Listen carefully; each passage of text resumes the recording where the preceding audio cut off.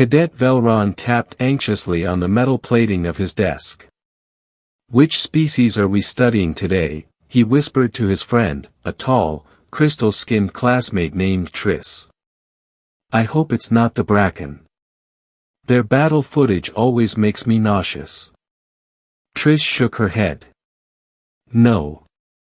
I heard rumors in the Commons," she murmured. "Today, it's the humans." Velron froze. He wasn't sure whether to laugh, groan, or pray. Humans. The rumors surrounding them went far beyond normal academy gossip.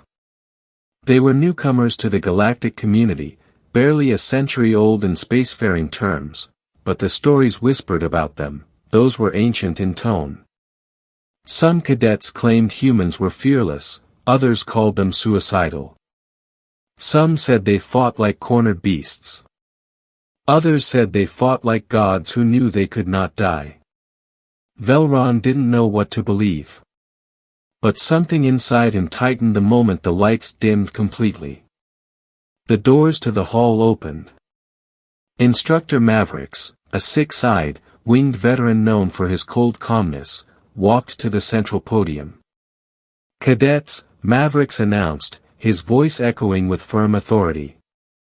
"Today's assessment will focus on species 1214, self-identified as Homo sapiens. Their introduction to the galactic stage has caused widespread debate. Some call them a threat.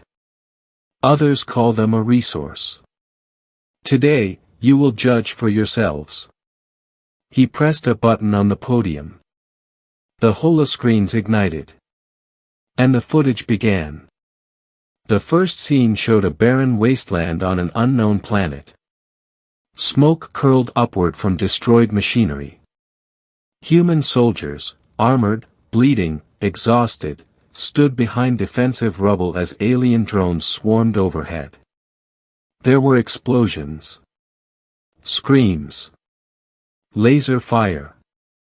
The humans returned fire with weapons that seemed primitive by Ketheri standards, yet every shot counted.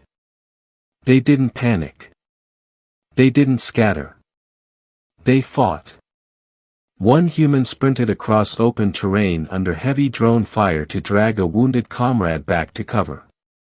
Another stood atop an overturned transport, firing relentlessly, refusing to abandon his position even as drones closed in. Maverick spoke calmly, as if describing a math equation. "Observe their behavior.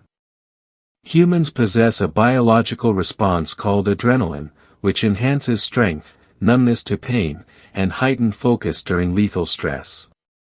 Velron swallowed. "So they become stronger during fear?"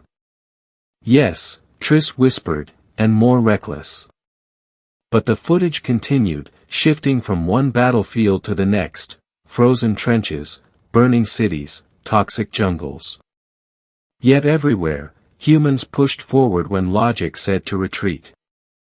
They improvised when their weapons jammed. They set traps that turned hopeless situations into victories. There was a word whispered among the cadets as the footage grew increasingly brutal. Monsters. Psychopaths. Demons. But the humans in the footage didn't look like monsters. They looked tired. They looked scared. They looked breakable. And yet, they fought anyway. Velron felt a strange, sharp sensation in his chest. Admiration? Or fear? Mavericks paused the footage. "If you are disturbed," he said, "prepare yourselves. This next section is far worse." A few cadets shifted uneasily. One asked, "Worse how?" Mavericks didn't answer. He simply resumed the recording. The screens now displayed a battle known as the Siege of Veridan Prime. The Ketheri cadets had heard the name before, many civilizations had studied it. It was the battle where humans held a defensive line against a species that had wiped out 3 other worlds. The footage zoomed in on a group of human soldiers. Their commander, a woman with soot-stained armor, spoke calmly as enemy forces surrounded them. "We hold. No matter what. If we fall, Veridan falls. If Veridan falls, the colony chain collapses. We fight here." The cadets watched as humans, outnumbered nearly 30 to 1, launched a counterattack instead of retreating. They watched humans throw themselves into impossible scenarios, facing plasma artillery with nothing but determination and grit. And then came a moment that silenced the hall completely. A human soldier, badly wounded, strapped explosives to himself and charged toward an incoming siege crawler to protect his unit. He didn't scream. He didn't hesitate. He simply nodded at his commander, muttered, "For home," and sprinted. The explosion obliterated the crawler. Several cadets gasped. One fainted. Another raised a trembling hand. "Instructor Mavericks, why would he do that?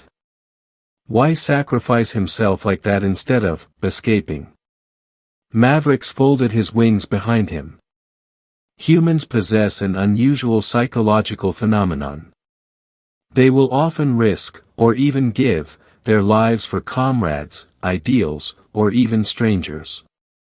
Their survival instinct is powerful, but their loyalty is stronger.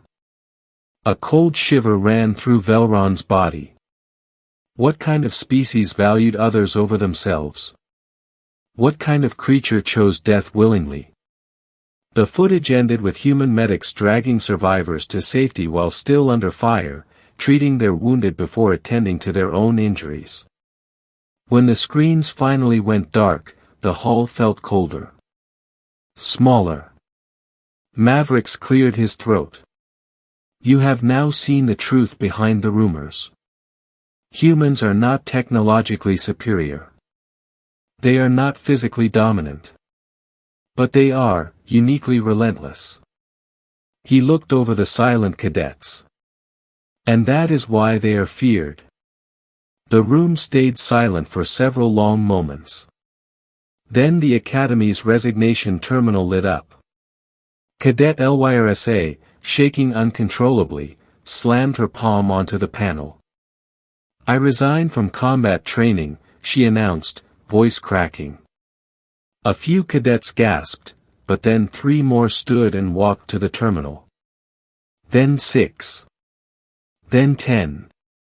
Within minutes, half the hall was lined up. "I will not, cannot, face a species that fights like that," one cadet muttered. "They fight without fear," said another.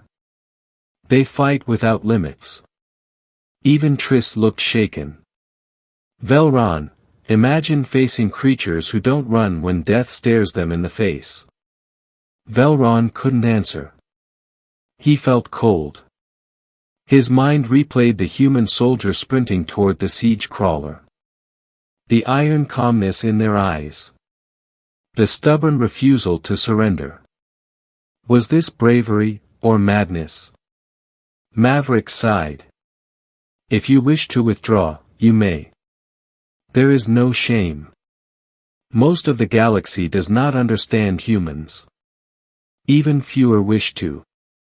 By the end of the hour, half the cadets had resigned from combat tracks entirely. Velron did not join them. Not because he didn't fear humans. But because he feared them so much that he wanted to learn more, how they thought, how they fought, what drove them. As the hall emptied, Mavericks approached him. "You stayed," the instructor observed. Velron nodded slowly. "Yes, but not because I'm brave." "Then why?" Velron looked at the dark screens. "Because I think one day, the galaxy will need someone who understands them. And I would rather study them than face them blindly." Maverick smiled faintly, one of the rarest expressions in the Academy. "Then your journey begins today. And may the stars guide you, because if humanity becomes our enemy, fear alone will not save us." Velron looked out the window at the distant stars. Somewhere out there, humans were preparing for their next challenge. Their next struggle. Their next survival. And he understood, finally, why half the academy resigned. Not because humans were monsters. But because humans were human. And that was terrifying enough.